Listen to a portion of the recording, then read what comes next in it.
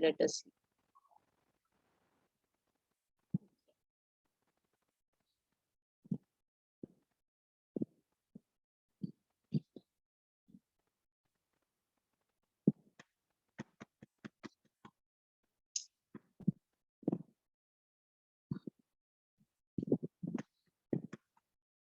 Are you able to see? No. No.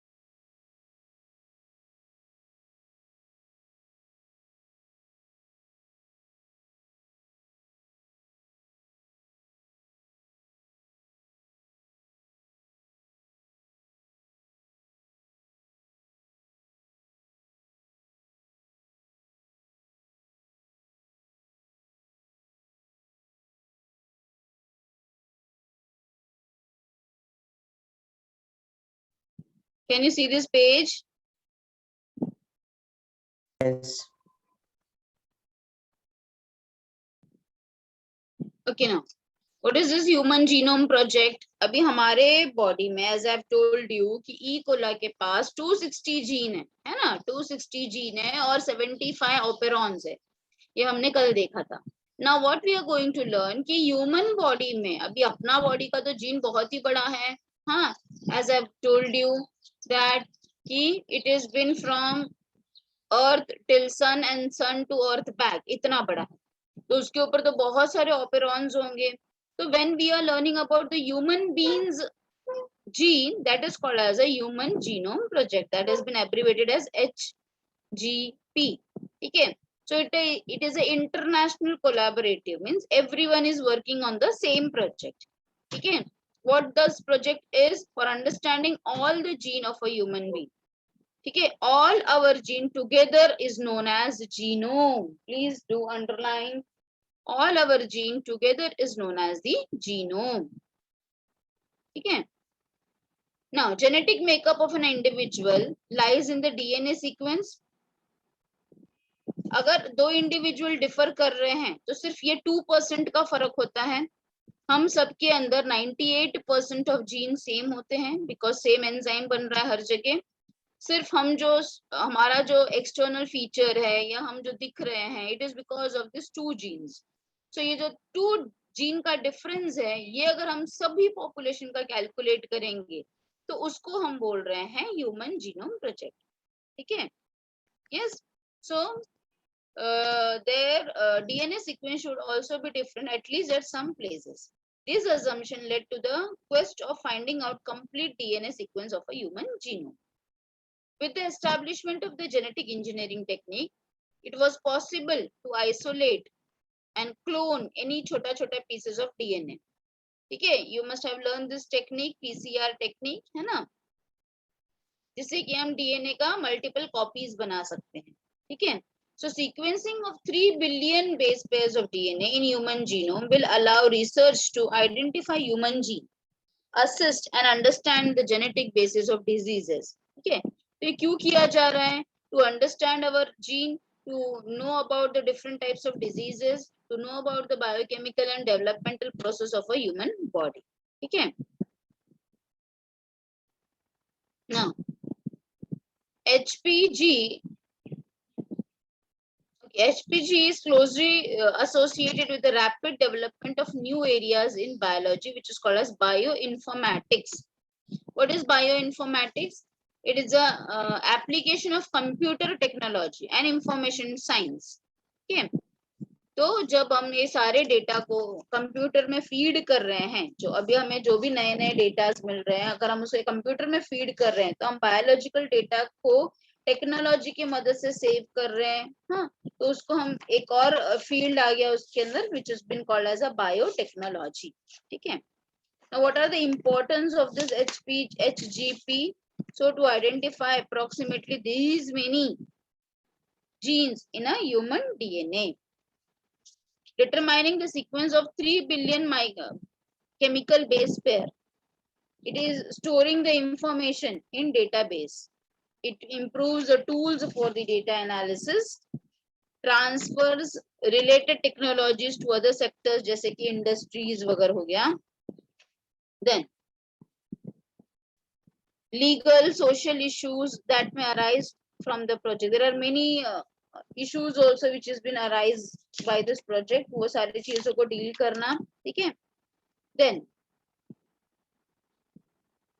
many non-human models organisms such as bacteria, yeast, all these things, Drosophila हो गया, plants हो गया, have also been sequenced, इन सब लोगों का already sequence हो चुका है, इसलिए अभी हम किस पे कर रहे हैं, ह्यूमन बीइंग पे कर रहे हैं, अंडरस्टूड, ठीक है। yes. तो ये सब चीजों का याद रखो कि कौन कौन सी चीजों के ऊपर हो चुका है, ठीक है, किसका सीक्वेंस हो चुका है। तो आप अपना टेक्स्ट बुक भी ओपन करो बेटा, it is on page number 88, I have also open just now, so underline the project, last paragraph, the project aim to sequence the genome of several other organisms, जैसे कि bacteria में कौन कौन से bacterias हैं, east, east का scientific name क्या है, please note down, Drosophila, plant में कौन कौन से प्लांट्स हैं, and mouse also, mouse also,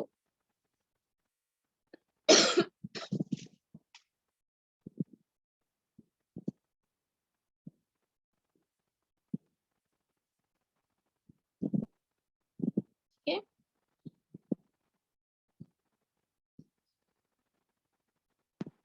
Now this is something extra, वो हम उसको नहीं ये करेंगे,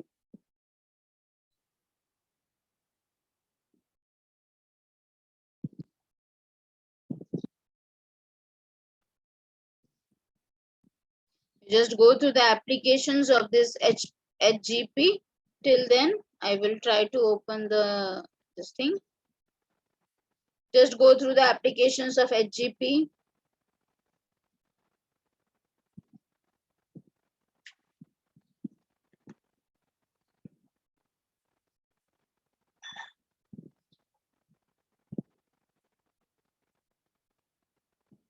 चला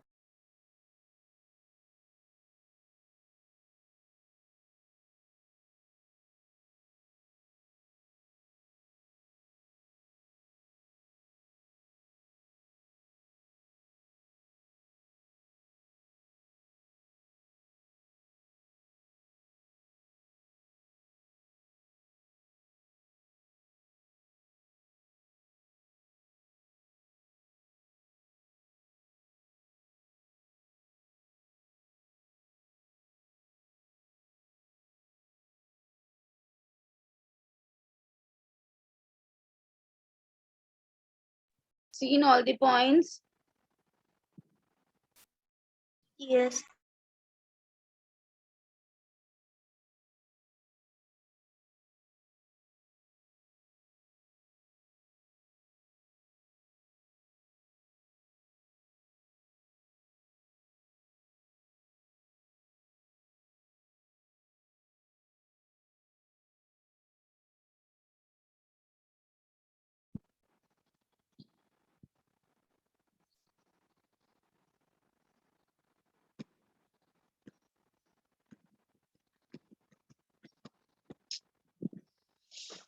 What is the problem going on today? कुछ हो ही नहीं, try click.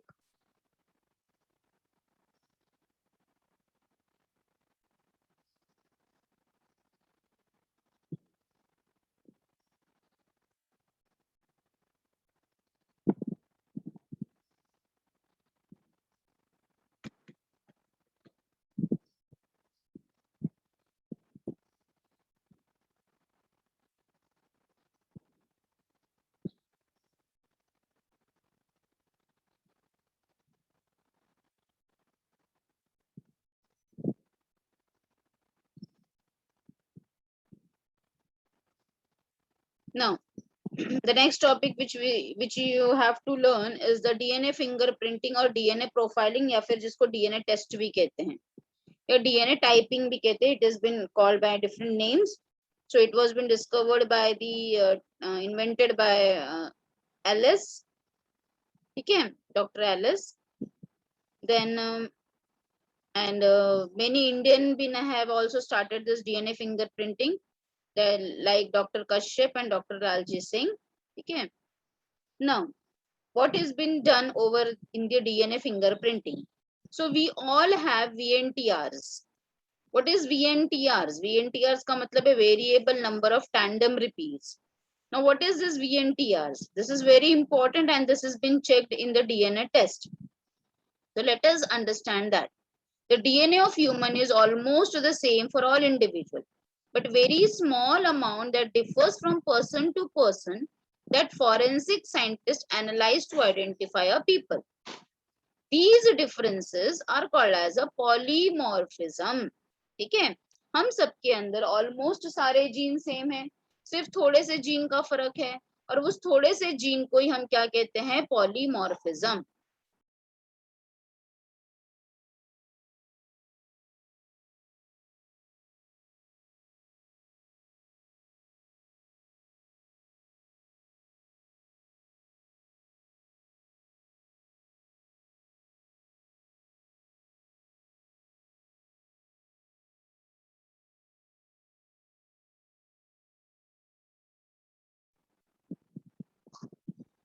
Okay, so that small difference is called as the polymorphism. Poly means many and morphism means form, so many forms, and are the key of DNA typing. Polymorphisms are most useful to the forensic scientist. It consists of variation in the length of DNA at specific loci, जिसको हम restricted fragment कहते हैं, and it is the most important segment for the DNA test, made up of short repetitive nucleotide sequence, which is called as a VNTRs. Understood? So VNTRs are also called as a mini satellites. Mini satellites. और हम DNA test में क्या करते हैं? हम ये VNTR का ही check करते हैं. ठीक है. So restricted fragment consists of hypervariable repeated regions of DNA having the basic repeat sequence of 11 to 60 base pair. Only 11 to 60 base pair का फर्क रहता है. The number and position of the mini satellites is different for each DNA segment, and length of restricted fragments depends upon the number of VNTR. Therefore, when genome of two people are cut using the same restriction enzyme, the fragments obtained is different for both the people. Understood? क्यों different है? क्योंकि VNTR का length अलग अलग हो सकता है in different people. Understood? ये सब point. Just go through once again.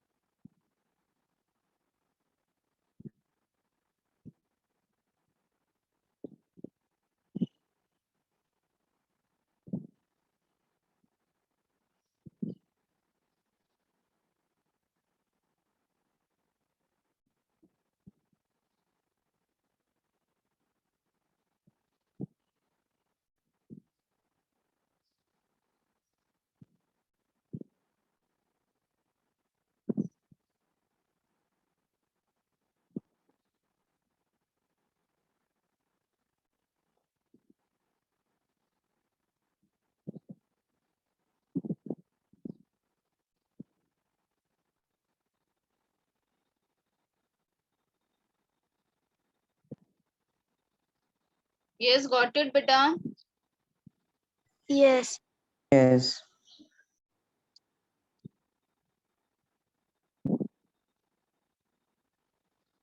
Okay, now open your book and try to read this 89 page number ka steps of DNA fingerprinting. Steps of DNA fingerprinting. Steps of DNA fingerprinting. Please read that.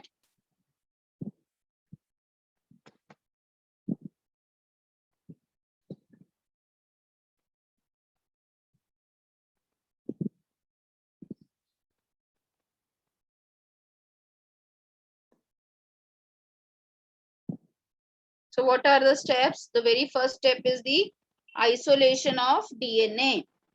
तो जैसे कि कहीं कुछ crime हुआ है या फिर कुछ एनीथिंग, अगर हमें कुछ टेस्ट करना है तो हमें क्या चाहिए? डीएनए का सैंपल चाहिए, है ना? तो हम क्या करेंगे? आइसोलेट करेंगे डीएनए को डीएनए के सैंपल में से। तो डीएनए का सैंपल कुछ भी हो सकता है। It can be root, it can be hair root, it can be skin और it can be a blood. तो हम उसमें से क्या करेंगे? डीएनए को आइसोलेट करेंगे, ठीक है? So that will be called as a DNA isolation. Next, restriction digestion, ठीक है? अब हमें क्या करना है?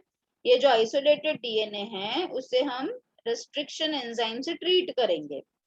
What this restriction enzyme will do? It will cut the DNA into छोटा छोटा fragments. हाँ, ऐसा फ्रैगमेंट जिसके अंदर VNTRs है, वेरिएबल लेंथ है, और इसको हम क्या कहेंगे? Restriction fragment length polymorphism. Understood this much? Yes. Yes. Next, अब हम क्या करेंगे? हमारे पास ये जो RFLP है, इसको हम इलेक्ट्रोफोरेसिस मशीन में डालेंगे। इलेक्ट्रोफोरेसिस क्या है? जेल इलेक्ट्रोफोरेसिस, इलेक्ट्रोड्स होते हैं उसमें, हम उसमें इलेक्ट्रिकल चार्ज से कोई भी चीज को रन करते हैं, वे रन इट, ठीक है? एक minute, I will open the text book only because कोई भी चीज ओपन नहीं हो रहा है। अभी बहुत देर के बाद टेक्स्ट बुक तो भी ओपन हुआ।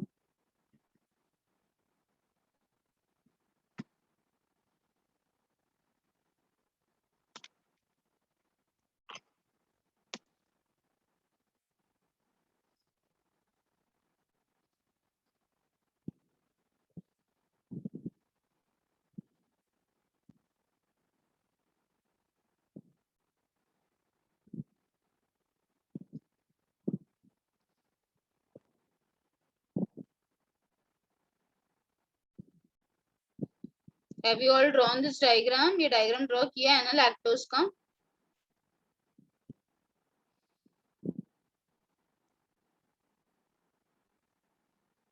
Okay, before going to that ना, I will again come back because text book अभी ओपन हुआ। Now see this part also. इतना सारा कंपैरेटिव जीन्स स्टडी हो चुका है। So human being are having 46 chromosome, the estimated gene number is 33,000 and estimated base pairs are 3 billion base pairs. Mouse के अंदर 40 है and you can see the differences, ठीक है? सो बैक्टीरिया के अंदर जीन कितना है? 4,400 है and 4.6 millions million base pairs है। तो सबसे ज्यादा बेस पेयर्स किसमें है? 3 बिलियंस ऑफ बेस पेयर। तो इसको स्टडी करना थोड़ा सा डिफिकल्ट है। Then as I told you just now, 99.9% nucleotide हम सबके अंदर सेम होता है। 99.9% न्यूक्लियोटाइड हम सबके अंदर सेम होता है। सिर्फ एक छोटे से पार्ट का फर्क है, 0.1% का फर्क है, और उस 0.1% को ही हम variable number of tandem repeats कहते हैं, जिससे कि हम डीएनए का टेस्ट करते हैं। सो डीएनए आइसोलेशन स्टेप्स में क्या आएगा? सबसे पहले हम डीएनए को आइसोलेट करेंगे for whatever source we are getting, like the blood, like the hair root, like the skin, etcetera. Then we will be doing the restriction digestion. This DNA which we have isolated, it will be cut into chota chota fragments which is having this variable length, है ना? So this process is called as the RFLP, restriction fragment length polymorphism.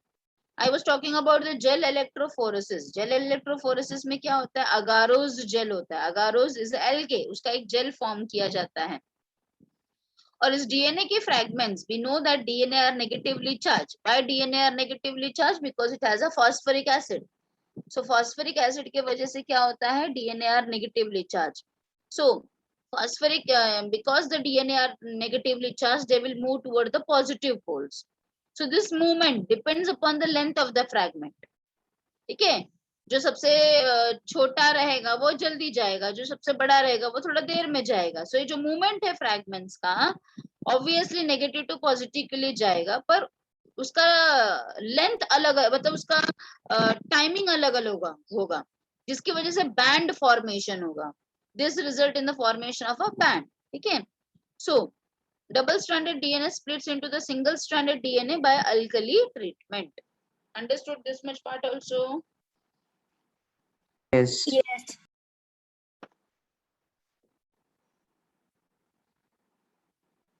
Next part is southern blotting. Now what we are going to do, this separated DNA fragments, अभी हमें bands मिल गए. ठीक है, आप देख सकते हो यहाँ पे नीचे डायग्राम में बैंड फॉर्मेशन. सी दिस, देखो ये एक बैंड है वाइट, ये ऊपर, फिर ये इसके ऊपर, फिर इसके ऊपर, फिर इसके ऊपर, तो ऐसे अलग अलग बैंड्स मिले है ना. तो देखो सदर्न ब्लॉटिंग का मतलब क्या है, ये जो सेपरेटेड डीएनए के फ्रैगमेंट्स है, जो डीएनए के बैंड्स है, इसको हम नाइलॉन के मेम्ब्रेन पे शिफ्ट करेंगे.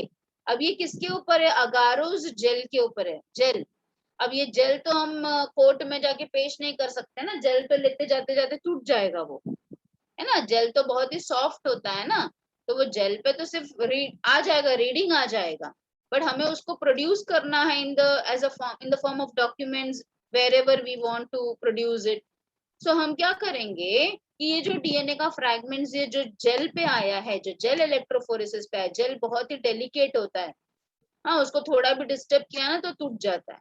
इसके लिए हम इसको क्या करेंगे, ट्रांसफर करेंगे ऑन द नाइलॉन का मेम्ब्रेन, या फिर नाइट्रोसेलुलोज फिल्टर पेपर पे उसको ट्रांसफर करेंगे. ठीक है, कैसे करेंगे, ये नाइट्रोसेलुलोज फिल्टर पेपर को इस जेल के ऊपर रखेंगे.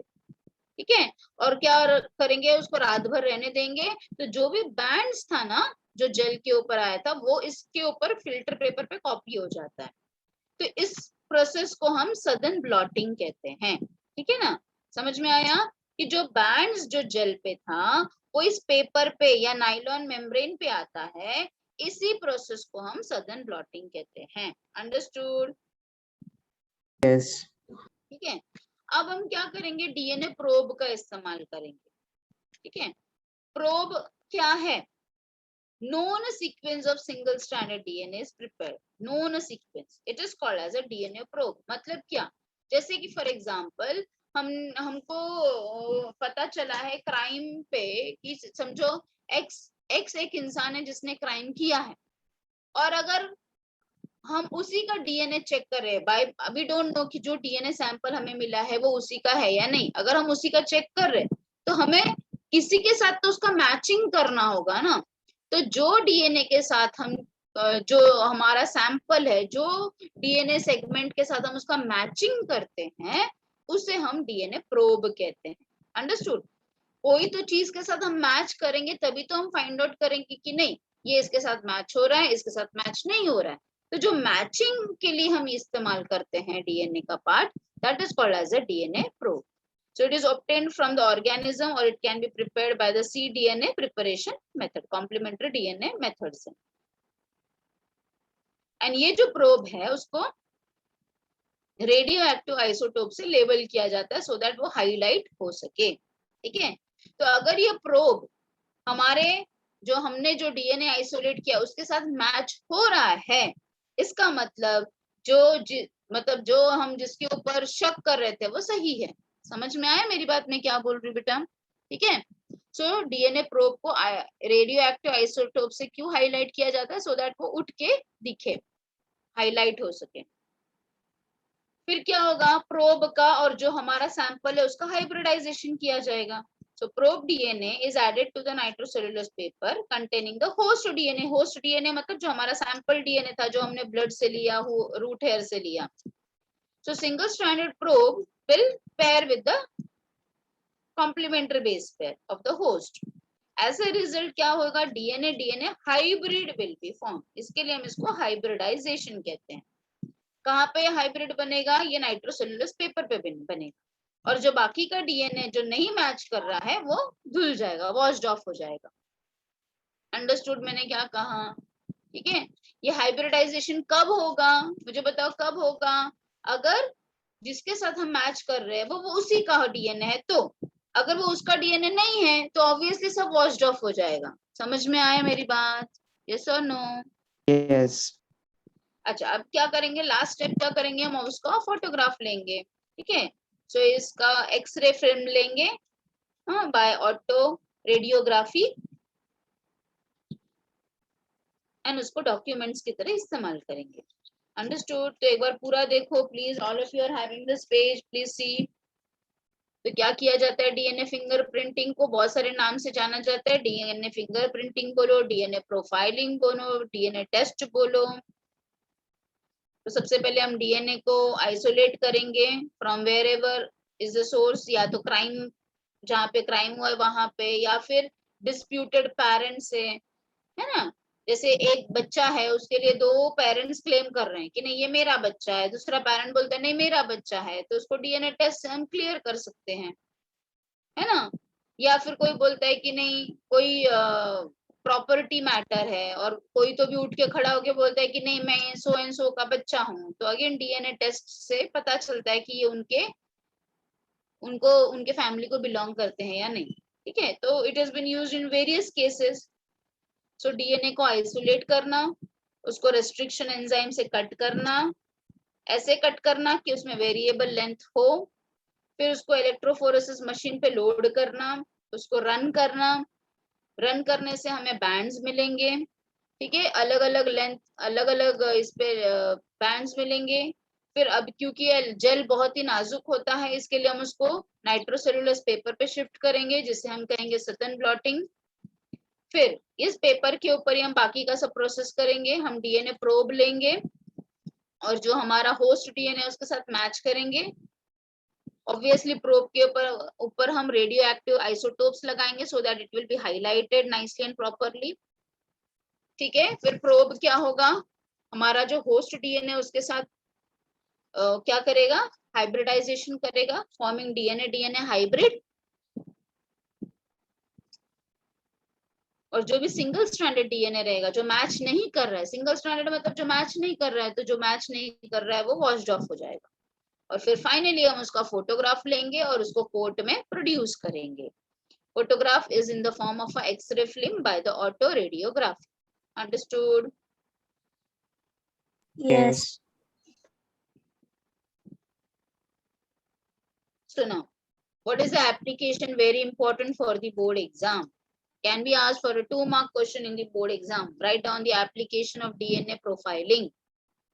So what is the profiling का application? हम इसे forensic science में use करते हैं to solve the problem of rape cases of or any crime cases, any murder cases, any crime cases को solve करने के लिए हम उसको forensic science में इस्तेमाल करते हैं। Then अभी मैंने आपको बताया डिस्प्यूटेड पेरेंट के बारे में भी जानने के लिए, जैसे कि दो कपल्स है और बच्चे के लिए बोल रहे हैं कि नहीं ये मेरा बच्चा है, दूसरा कपल भी बोल रहे हैं नहीं ये हमारा बच्चा है, हॉस्पिटल में एक्सचेंज हो गया है बच्चा। ठीक है, कोई कोई बोलते हैं ना कि नहीं हमारा बच्चा एक्सचेंज हो गया है करके, तो डीएनए टेस्ट से पता चलेगा कि किसका कौन बच्चा है। Then we can be used for pedigree analysis. Pedigree analysis का मतलब क्या होता है, to know anything, any disease or to know some characters. आपने इसमें प्रैक्टिकल में पेडिग्री पढ़ा है, जैसे रोलिंग ऑफ टंग पढ़ा होगा, देन विडो स्पीक पढ़ा होगा, कलर ब्लाइंडनेस। ठीक है, तो पेडिग्री का मतलब क्या है, जब हम एंसेस्टर से कोई चीज पता कर रहे हैं कि ये कहाँ से आ रहा है, जैसे कोई डायबिटीज है किसी के घर में, तो डायबिटीज कहाँ से शुरुआत हुई इसका हम पेडिग्री निकाल सकते हैं। आप अपने पेरेंट्स को, ग्रैंड पेरेंट्स को, उनको उनको पूछ के पता कर सकते हो कि कहाँ से शुरुआत हुई है इसकी। So pedigree analysis of cats, dogs, horse, human beings can be also be done.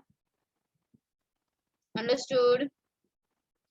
Yes. Now this scientist के बारे में आपको जानना बहुत जरूरी है, because इनके ऊपर आपको ये पूछा जा सकता है, MCQs पूछा जा सकता है। So he is an Indian scientist जिन्होंने क्रेट के ऊपर किया था, क्रेट के ऊपर। So just go through this full paragraph. Know the scientist. पूरा paragraph पढ़ो please.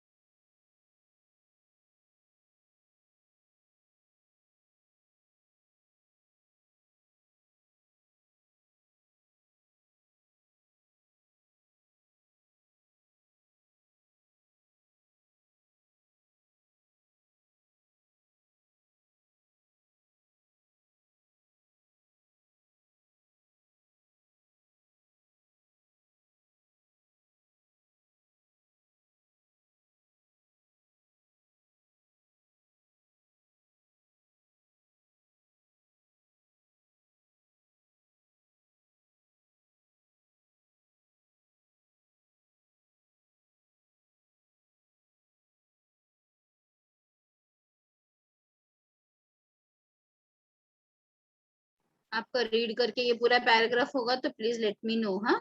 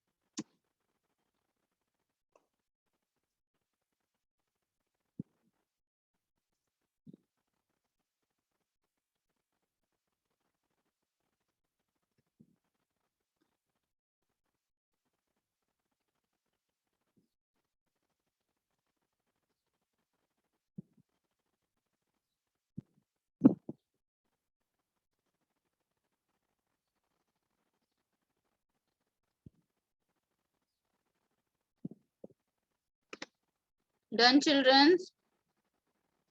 Yes. Have you seen all the points? Please mark it.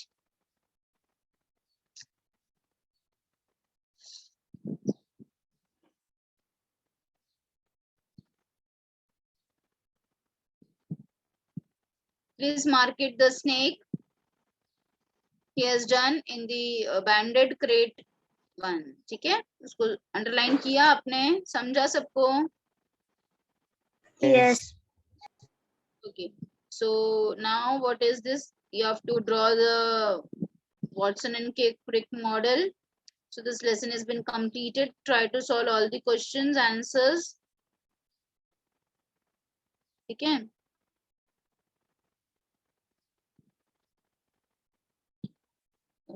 Okay. Now let us begin with a new topic, that is the enhancement in food production. Can anybody tell me the page number? 246. 246. Wait.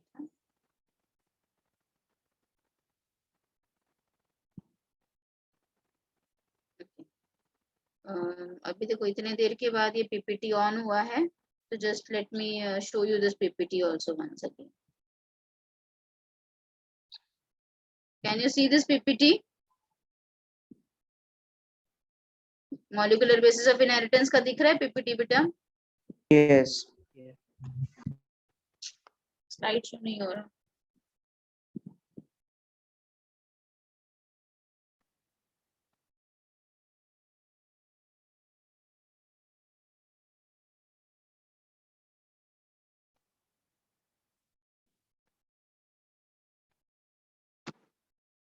So let us revise this and then we will go to the next topic because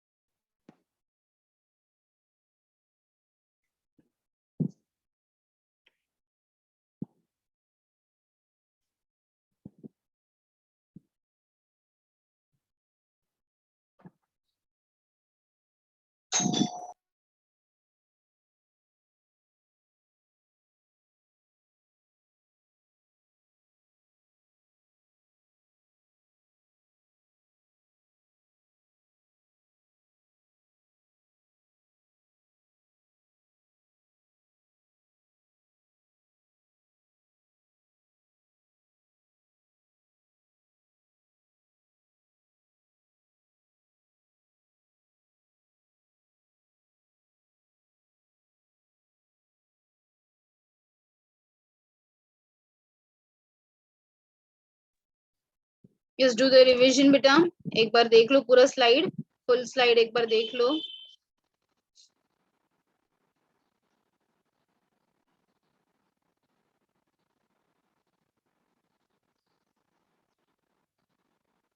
Griffith experiment,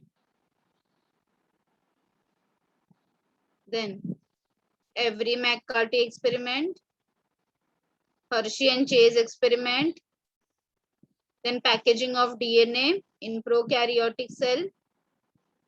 You have to remember all these enzymes name.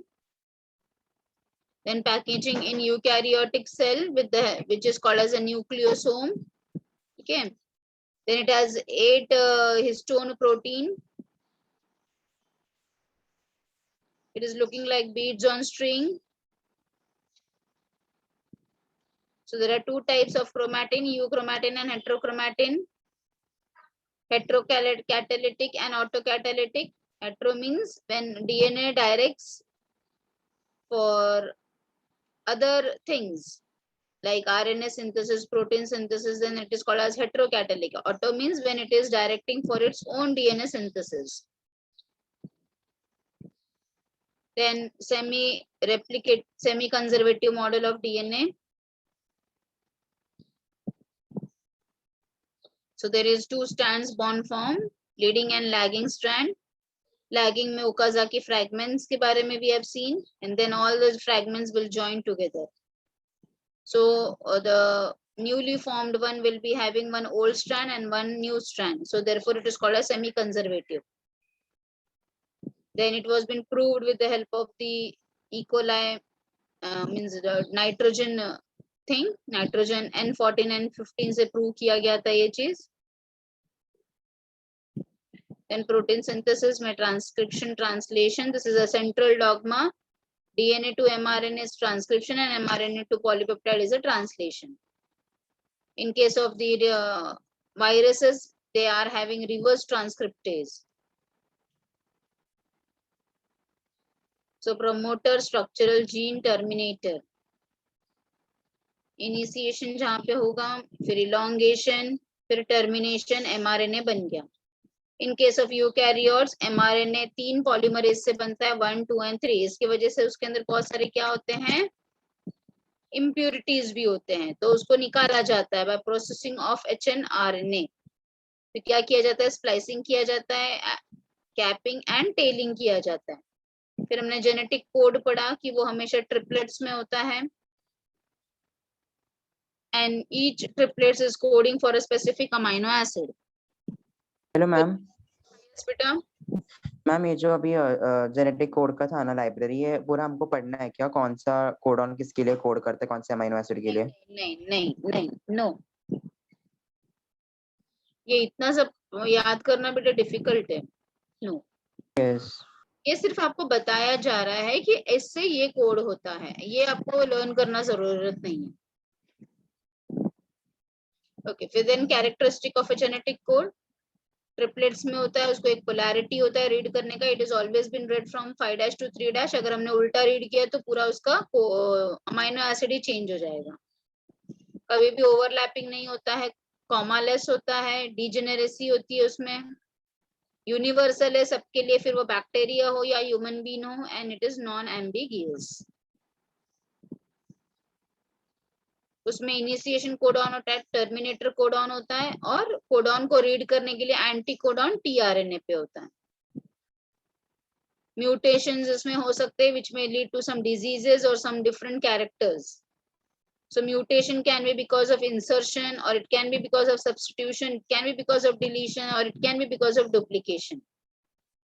फिर हमने देखा TNA क्यों adapter है, because वही read कर सकता है कि कौन सा अमाइनो एसिड को लाना है। अमाइनो एसिड को नहीं पता है कि हम मुझे कब आना है और कब नहीं आना है, ये सब कौन डिसाइड करता है? टीआरएनए।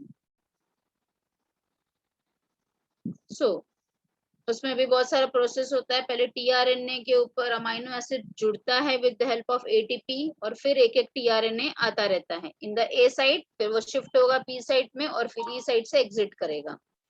इसलिए उसमें क्या होता है? ट्रांसलोकेशन भी होता है।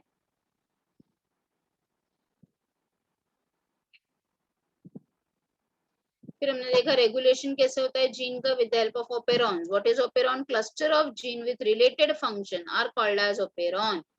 Cluster of gene with related functions are called as operon. फिर हमने लैक ओपेरॉन का एग्जांपल देके समझा कि कैसे उसमें ऑन एंड ऑफ मैकेनिज्म होता है। ऑन एंड ऑफ मैकेनिज्म, जब जरूरत है तभी ऑन होगा, जब जरूरत नहीं है तो ऑफ हो जाएगा। फिर we have seen the genomics. हाँ, ये जीनोमिक्स में मैं आपको ये बताने के लिए ऑन कर रही थी। So genomic study is been classified into two types, structural genomics and functional genomics. Structural genomics का मतलब है जब हम जीनोम का मतलब, जीनोमिक्स का मतलब क्या? स्टडी ऑफ ऑल जीन्स, है ना, उसको हम जीनोमिक्स बोलते हैं। तो जब हम उसकी मैपिंग करते हैं, जब हम उसका सीक्वेंसिंग करते हैं, जब हम उसका एनालाइजिंग करते हैं, तो उसको हम बोलेंगे स्ट्रक्चरल जीनोमिक्स। समझा? कि मतलब मैंने उसको अरेंज किया, जैसे अभी मुझे पता चल गया कि ए के बाद टी आएगा, टी के बाद सी आएगा, सी के बाद शायद वापस ए आएगा, फिर वापस जी आएगा, फिर टी आएगा। तो ये जो मैंने पता किया है, ये जो मैंने एक के बाद एक के बाद एक लगाया है, उसको मैं क्या बताऊंगी? सीक्वेंसिंग। या फिर मैंने उसका एक मैप बनाया, या फिर मैंने उसका एनालाइज किया, तो उसको हम बोलेंगे स्ट्रक्चरल। मतलब स्ट्रक्चरली मैं उसको अरेंज कर रही हूँ कि यस, ए के बाद हमेशा टी आता है, या फिर टी के बाद हमेशा ए ही आता है। हाँ, तो इसको हम बोलेंगे स्ट्रक्चरली वो कैसा दिख रहा है। फंक्शनली मतलब ए का काम क्या है, ए टी और जी से कौन सा अमाइनो एसिड बनता है, नीचे वाला। हाँ, जैसे फॉर एग्जांपल टी ए सी है, उससे कौन सा अमाइनो एसिड बनता है। तो जब हम उसका फंक्शन पढ़ते हैं तो उसको हम बोलेंगे functional genomics. So it deals with the study of function of all gene sequence and their expression in the organism. Understood your point? So this can be asked in the exam for 2-mark question. Classify genomics on its type. Classification of genomics on its type. So structurally and functionally. Noted all of you? Yes For application to you have seen. It has been used in agriculture to develop transgenic crops having more desirable characters. अगर हमें कोई plant का genomics पता है तो हम transgenic plant बना सकते हैं, जिससे कि उसके अंदर और अच्छे अच्छे कैरेक्टर्स डाल सकते हैं। Genetic markers have application in forensic analysis. Then it can lead to introduce new gene in microbes to produce enzyme या फिर proteins या फिर biofuels. हम माइक्रोब के अंदर भी, अगर हमें माइक्रोब्स का भी पूरा जीनोमिक्स पता है तो हम उनके अंदर नया नया जीन को इंट्रोड्यूस कर सकते हैं, जिससे कि ये माइक्रोब्स ही एंजाइम बना दे, माइक्रोब्स ही प्रोटीन बना दे, या माइक्रोब्स ही बायोफ्यूल्स बना दे। ठीक है, तो genomics is been used in the improvement of crop plants, human health and life stock. Life stock मतलब एनिमल ब्रीडिंग या एनिमल हस्बेंड्री को हम लाइफ स्टॉक कहते हैं।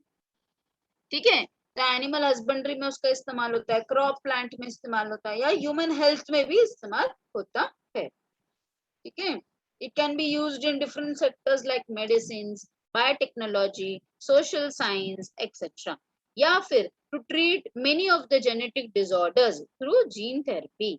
Understood?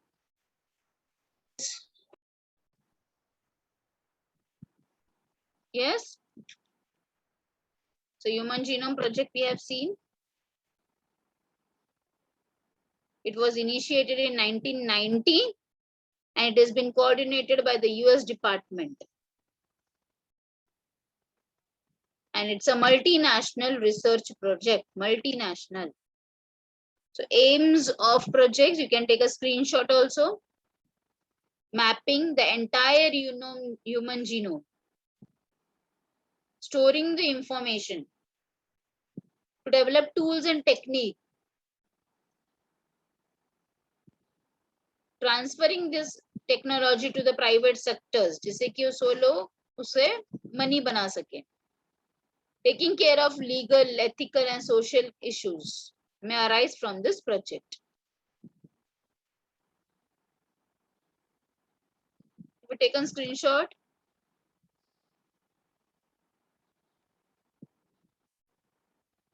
Have you taken screenshot? Yes, ma'am. So bioinformatics, इसके साथ साथ एक और field bloom किया, that is bioinformatics. Then you have already underlined कि हमने कौन कौन से field में कौन कौन से animals का already देखा. ये table आपको याद करना है. हाँ, ये जो table आपके book में दी है ये आपको याद करना है. Then DNA fingerprinting को हम DNA profiling भी बोलते हैं, DNA test भी कहते हैं. So VNTR is collecting the sample. देखो, restriction digestion, it has been cutting.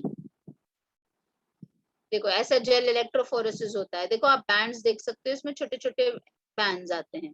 और फिर देखो सदर्न ब्लॉटिंग मतलब देखो यही जो चीज है इसको नाइट्रोसेलुलोज पेपर पे कॉपी किया जा रहा है. देखो नाइट्रोसेलुलोज पेपर पे कॉपी किया जा रहा है, इसको हम बोलेंगे सदर्न ब्लॉटिंग. फिर डीएनए प्रोब के मदद से आप देख सकते हो यहाँ पे हाइब्रिडाइजेशन हो रहा है, डीएनए डीएनए हाइब्रिडाइजेशन हो रहा है. एंड देन उसका photography.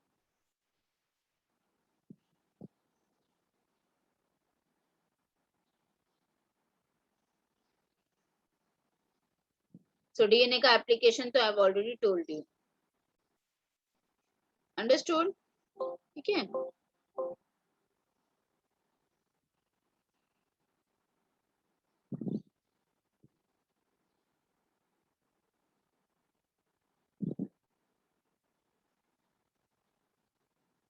So now let us begin with a new topic, that is enhancement. What is the page number you told me, beta?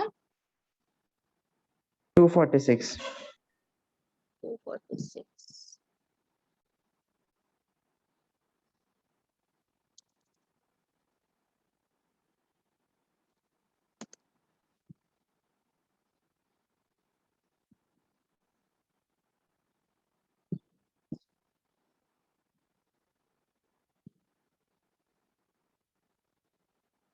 Again, this is a very simple topic, not of high weightage, बहुत ही कम weightage है इसको भी.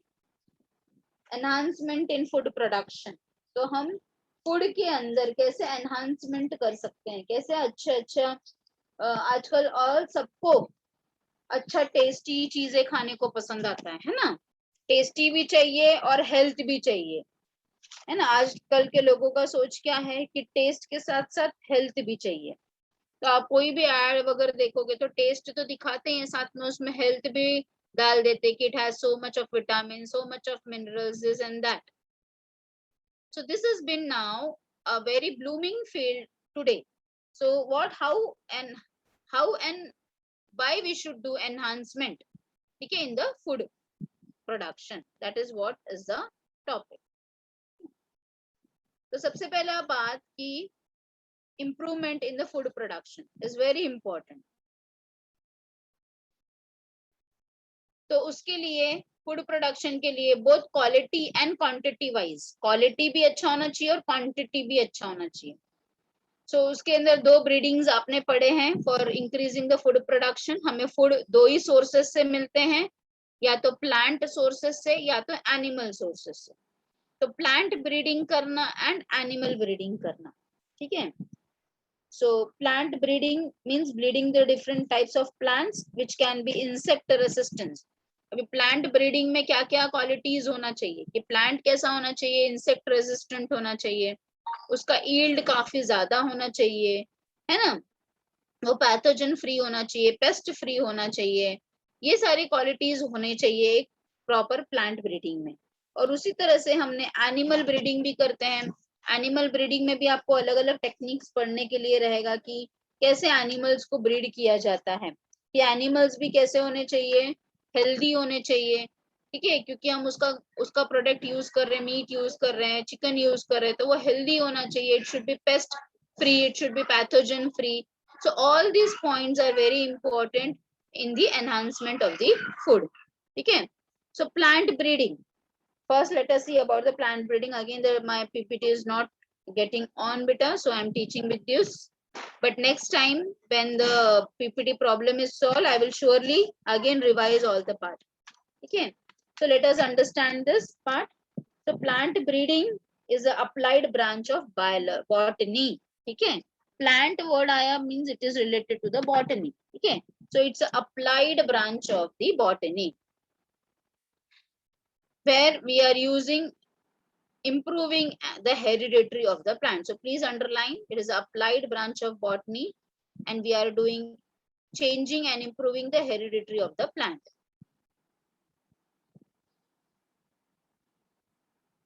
Then plant breeding के लिए हम क्या क्या techniques का इस्तेमाल करते हैं. हम जेनेटिक्स का, टैक्सोनॉमी का, फिजियोलॉजी का, पैथोलॉजी का, एग्रीकल्चर, आरडीएनए टेक्नोलॉजी, ये सारे टेक्निक्स का इस्तेमाल करते हैं.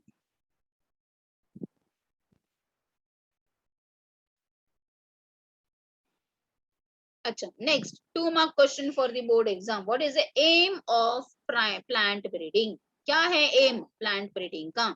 तो सबसे पहला एम को अंडरलाइन करो. To obtain new crop variety, superior variety of plant, या फिर to obtain a new superior variety of crop plant.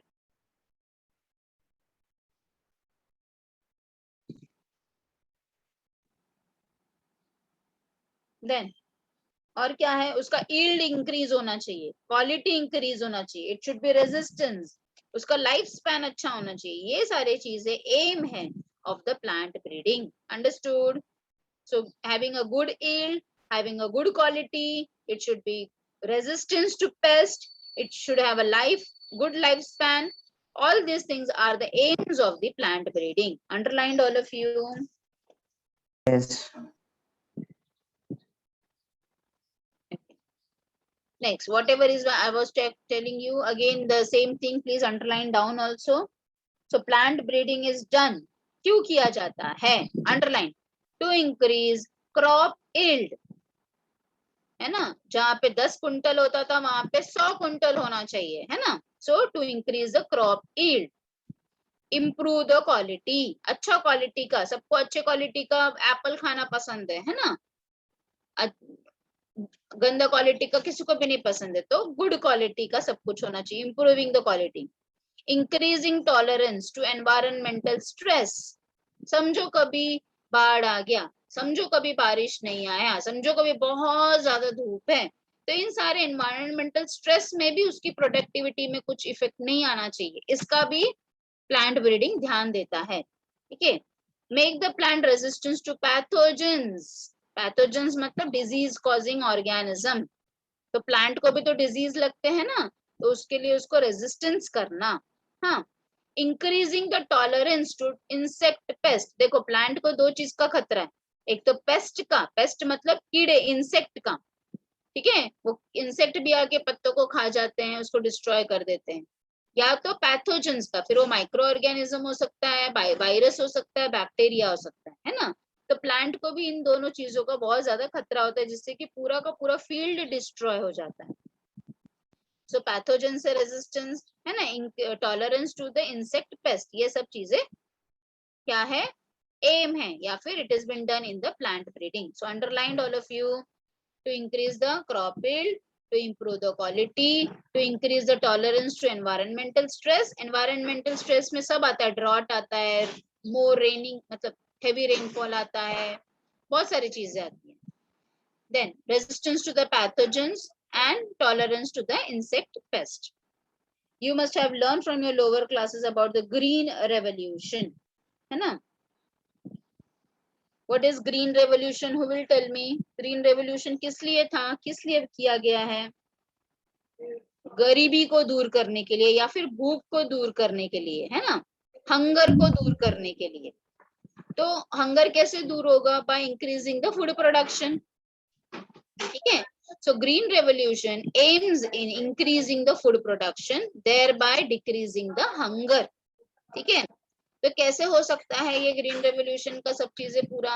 Seeds with superior quality अगर है, use of chemical pesticides, fertilisers, multiple cropping system, support all this supported by the modern farm machineries, proper irrigation, हाँ, high yield, disease resistance, ये सारी चीजें से क्या होगा, green revolution का जो एम है वो पूरा हो जाएगा। अंडरस्टूड, ठीक है। सो ग्रीन रेवोल्यूशन का एम क्या है? Fighting for the hunger and increasing the food production. Understood.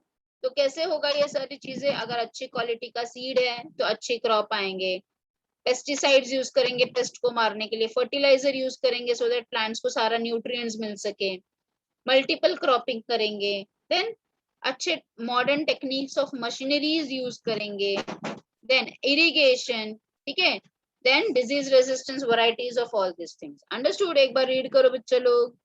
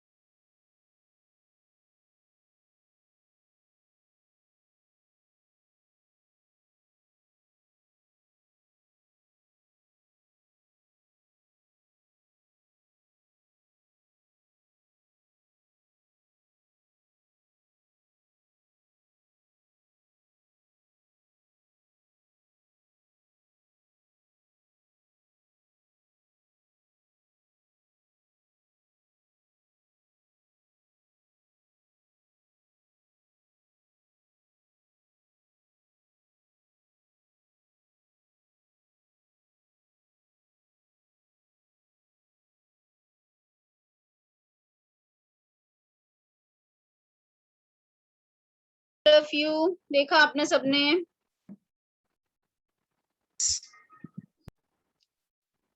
No. So there were scientists like the Norman and the Swaminathan. So Norman has been called as the father of green revolution. He was American biologist. ठीक है? He has saved many of the people's life. है ना? Similarly, Swaminathan is an Indian one. He has also helped in the. He has also been called as a father of green revolution in India.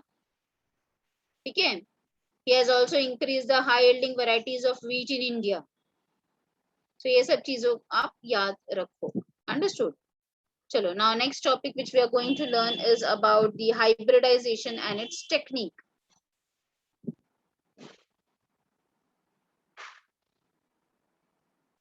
चलो, now you must be knowing about the hybridization. What do you mean by the term hybridization? Tell me. Hybridization क्यों करना चाहिए और क्या फायदा होता है hybridization का? Tell me. Hybrid plants form करने का क्या फायदा होता है? यील्ड बढ़ता है। यस, वेरी गुड, यील्ड बढ़ता है, उसकी क्वालिटी बढ़ती है, उसका यील्ड बढ़ता है। यस, तो यस, सो हाइब्रिडाइजेशन के लिए हम क्यों करते हैं? For crop improvement, for crop improvement. ठीक है, हमें डिजायर्ड कैरेक्टर्स को इंट्रोड्यूस करने में मदद मिलती है बाय डूइंग हाइब्रिडाइजेशन। हमारा जो डिजायर्ड कैरेक्टर है हम उसके अंदर इंट्रोड्यूस कर सकते हैं by using the hybrid one. तो हाइब्रिडाइजेशन के दो टेक्निक्स हैं, it can be intra varietal या फिर inter varietal. Okay, like between two varieties of same species, two varieties of same species, या फिर interspecific between two species of same genus, या फिर intergenic between two genera of same families. जैसे potato and tomato, they are belonging to two different generas, तो उससे क्या बना है? पोमैटो बना है, पोमैटो, है ना? तो इंटरजेनेरिक भी होता है, इंटर स्पेसिफिक भी होता है, दो same species of same genus. Understood? तो बहुत सारे टाइप के हाइब्रिडाइजेशन होते हैं, क्रॉस हम करते हैं। देन डिस्टेंट क्रॉस भी होता है। Okay, now let us learn the technique कि how the hybridisation is been done. तो सबसे पहले हम क्या करेंगे? कलेक्शन करेंगे वेरिएबिलिटीज की। अलग अलग जगह से हम अलग अलग वैरायटीज लेकर आएंगे। जैसे let me tell you example, जैसे हमें हाइब्रिडाइजेशन करना है गेहूं में, वीट में करना है, तो मैं क्या करूंगी? मैं अलग अलग वैरायटीज ऑफ गेहूं को लेकर आऊंगी। जैसे कि पंजाब के गेहूं को लेके आऊंगी, वो कुछ अलग क्वालिटी का होगा। देन साउथ में तो वैसे होता ही नहीं है, पर फिर भी जो थोड़ा बहुत होता है उसकी वैरायटी अलग होगी, तो वहां से मैं गेहूं लेकर आऊंगी। देन नॉर्थ में जहां जहां से भी गेहूं का फसल होता है, वीट का फसल होता है, वहां वहां से मैं अलग अलग वैरायटीज ऑफ गेहूं लेकर आऊंगी। If you have ever seen in the this thing, आपने कभी ऑब्जर्व किया होगा कीनली, तो वीट में भी अलग अलग वैरायटीज होते हैं। स्मॉल वीट, बड़ा साइज व्हील, है ना? उसमें भी कलर में भी डिफरेंसेस होते हैं, from light brown to dark brown. समझ में आया मेरी बात, मैं क्या बोल रही हूँ बेटा?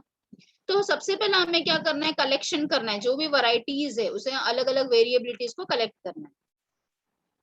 ठीक है, so they are been collected and they are been preserved. The entire collection having all diverse alleles, मतलब मैंने अलग अलग जगहों से अलग अलग वीट लेकर आ गई for all genes in a given crop, उसको हम बोलेंगे जर्म प्लाज्म कलेक्शन। ठीक है, मेरे पास ब्राउन कलर का भी वीट हो गया, मेरे पास लाइट ब्राउन कलर का भी हो गया, मेरे पास येलोइश कलर का भी हो गया, मेरे पास छोटे वीट भी हो गए, मेरे पास बड़े वाले दाने कर्नल वाले भी व्हील्स हो गए। तो मैंने क्या किया? मेरे पास सारी चीजों का कलेक्शन हो गया, तो मतलब मैंने क्या बोला उसको? मैंने किया germ plasm collection. Understood? Yes और नो? Yes. Yes. अभी variation are useful in selection. अब ये जो जर्म प्लाज्म कंजर्वेशन है, can be done in following way, in situ conservation या फिर एक्स सीटू कंजर्वेशन। मुझे उसको कंजर्व करना है।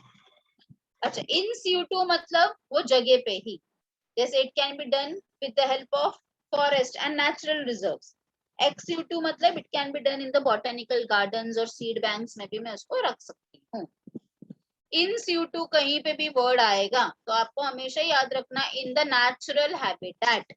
इन CO2 मतलब natural habitat, it can be forest और it can be natural reserve.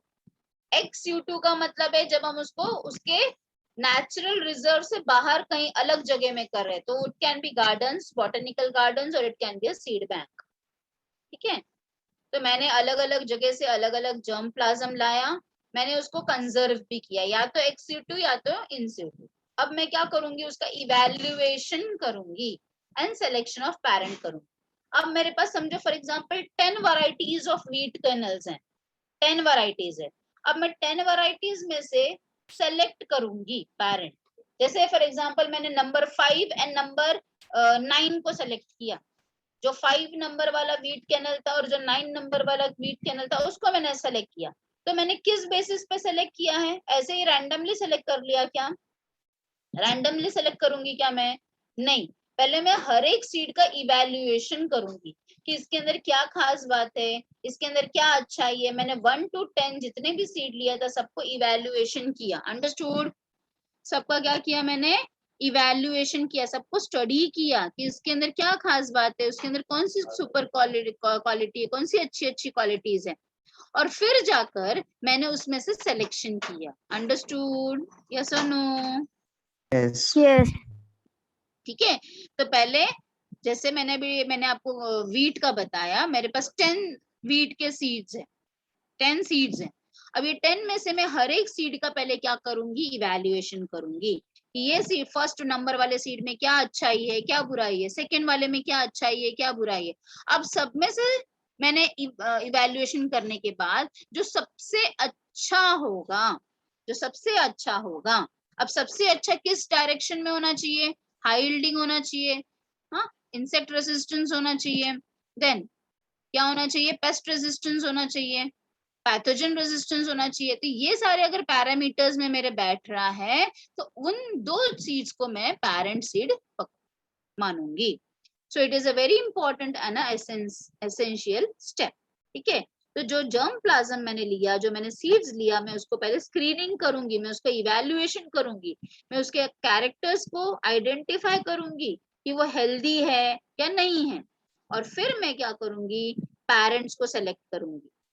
Selected parents are selved for 3 to 4 generation। जैसे for example मैंने अभी आपको बताया, मैंने सीड नंबर 5 को सेलेक्ट किया, वो मुझे अच्छा लगा, मैंने सीड नंबर 9 को सेलेक्ट किया, वो मुझे अच्छा लगा। अब मैंने जो ये 5 और 9 को सेलेक्ट किया है, मैं इनका ही सेल्फिंग करूंगी। सेल्फिंग का मतलब समझता है ना बेटा, have you all know self pollination. Selfing मतलब सेल्फ पॉलिनेशन करेंगे, मतलब उसके अंदर कोई हम हाइब्रिड्स नहीं पैदा करेंगे, उसको 4 से 5 जनरेशन तक खुद ही अपने आप सेल्फ पॉलिनेशन होके करने देंगे। क्यों करने देंगे? To get its pure form. Self pollination से क्या होता है, we get a pure form. Understood? समझा? Yes. हाँ, उसमें अभी कुछ हाइब्रिड नहीं रहेगा। तो सेल्फ पॉलिनेशन किया, एक बार हुआ, 2 बार हुआ, 3 बार हुआ, ऐसे सेल्फ पॉलिनेशन वो 4 जनरेशन तक करेगा, दोनों, 5th नंबर वाला सीड भी और 9th नंबर वाला सीड भी। ठीक है। अब मुझे पता चल गया कि ये 5th वाला भी एकदम प्योर फॉर्म में आ गया, 9th वाला भी प्योर फॉर्म में आ गया। अब हम क्या करेंगे, जो इंपॉर्टेंट स्टेप है वो है हाइब्रिडाइजेशन। ठीक है। सो हाइब्रिडाइजेशन करेंगे। अब मैंने 5th और 9th क्यों सेलेक्ट किया था, let us say ये 5th नंबर वाला क्या था, हाँ, बहुत ही हाई यील्डिंग टाइप का था, मतलब उसकी बहुत ज्यादा अच्छा खेती होता था 5th नंबर का। पर उसके अंदर प्रॉब्लम क्या था 5th नंबर में, कि वो पैथोजन रेजिस्टेंस नहीं था, वो डिजीज रेजिस्टेंस नहीं था।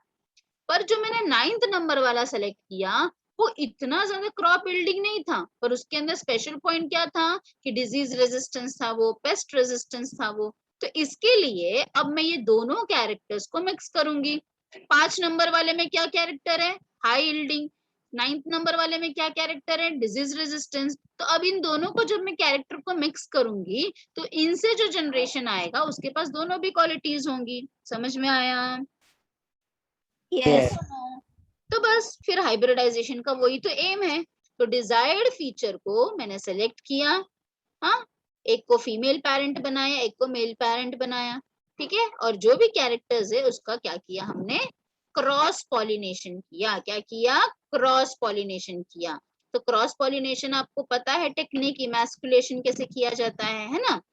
हमने क्या किया, पोलन, लेटर से मैंने 5 नंबर को मेल किया है, 9 नंबर को फीमेल किया है, तो 5 नंबर वाले का पोलन ग्रेन मैं 9 नंबर वाले पे डस्ट करूंगी, स्टिग्मा पे डस्ट करूंगी, है ना। करेक्ट है कि नहीं? And pollination is followed by seed and fruit formation. अब सीड बन गया, फ्रूट बन गया, F1 जनरेशन आया।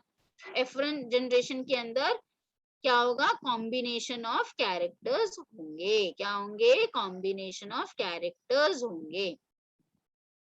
अच्छा, अब ये जो F1 हाइब्रिड आया है, showing superiority of both the parents will be having a high hybrid vigor। फिर अब मैं उसको सेल्फिंग करूंगी फॉर फ्यू जनरेशन। अब मेरे पास ये जो F1 हाइब्रिड आया उसको मैं सेल्फिंग करूंगी सो दैट उसका कैरेक्टर प्योर फॉर्म में आ जाए। सो उसका सेल्फिंग किया जाएगा फॉर मेनी जनरेशन। ठीक है। उसको फिर टेस्ट किया जाएगा, हाँ, टेस्ट किया जाएगा उसके प्रोडक्टिविटी पे, यस कि मैंने इसको 2 कैरेक्टर के लिए ये किया था तो ये इसके अंदर कैरेक्टर्स दिख रहे कि नहीं, तो उसका टेस्टिंग होगा कि वो डिजीज रेजिस्टेंस है कि नहीं, पेस्ट रेजिस्टेंस है कि नहीं, क्वालिटी है कि नहीं, ठीक है। फिर उसको these plants are grown under controlled condition like water, fertilizer, etc. Okay, and उसका परफॉर्मेंस रिकॉर्ड किया जाता है। देन आफ्टर 3 जनरेशन फिर वो किसको दिया जाता है, in different agro climatic zones में ग्रो किया जाता है, ठीक है। Final varieties release as new varieties for use of farmers. तो इतना आसान नहीं होता है बेटा, जो फार्मर्स के पास सीड आता है, जो लेके आते हैं फार्मर्स के पास सीड कि बाबा ये वाला अच्छा क्वालिटी का है, आप इसको ग्रो करोगे तो आपकी अच्छी फसल होगी, तो उसके लिए इतना सारा प्रोसेस होता है, ठीक है। F1 हाइब्रिड को क्या किया जाता है, उसको अलग अलग बार अलग अलग कंडीशन में ग्रो किया जाता है, उसके बाद अलग अलग एग्रो क्लाइमेटिक कंडीशन में ग्रो किया जाता है कि अगर नॉर्थ में भेजेंगे तो ये अच्छे से ग्रो कर पाएगा क्या, साउथ में देंगे तो अच्छे से ग्रो पाएगा क्या, ईस्ट या वेस्ट में ऑफ जोन, अलग अलग जोन में दिए जाते हैं। और फिर वहां से भी जब पॉजिटिव रिपोर्ट आता है तब ये फार्मर्स को दिया जाता है, released in the market in the form of a new name, new name से मार्केट में रिलीज होता है, अंडरस्टूड। तो ऐसे ही हमने high yielding varieties of rice बनाया, व्हीट बनाया, शुगर केन बनाया, मिलेट्स बनाया, मिलेट्स मतलब जवारी, बाजरी, ये सब मिलेट्स हैं, ठीक है, which have helped the farmer community and attained the agricultural production in India, and this is what is called as a green revolution. Understood all of you? Yes. Yes. So what you will be doing bachcha log, you will be writing this flow table. See this flow table all of you. So क्या किया जा रहा है, collection of germ plasm, फिर evaluation and selection of parent, फिर parent का selection for different qualities, फिर parent का selfing किया जाएगा for 3 to 4 generation, फिर जो भी parent है उसको हम pollination करेंगे, हाँ, उसका emasculation करेंगे, क्रॉस पॉलिनेशन करेंगे, बैगिंग टैगिंग करेंगे।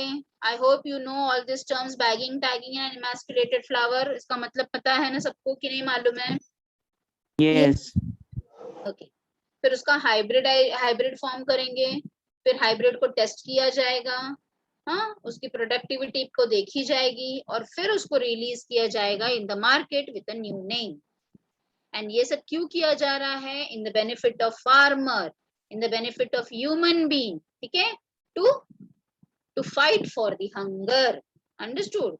and green revolution का मेन ये एम यही है कि कोई भी भूखा नहीं रहे, ठीक है। तो भूखा कैसे नहीं रहेगा, जब उतने ही फील्ड में अच्छी फसल होगी तो ही, है ना, understood all of you? Yes. इतना रीड करके रखोगे बच्चा लोग आप लोग, ये बाकी का next topic I will be teaching you in the next class, Indian hybrid crop. I hope next lecture में अपना पीपीटी भी ऑन हो जाए। तो please read all this things, write down in your notebook, write down the aim of plant breeding, write down the hybridisation technique in short, right down this flow table, you can read this flow table, एक बार read करो। What is the aim of green revolution, you can write down. हाँ, green revolution किसने find out किया था, उनका scientist का नाम, understood? Any doubt till here?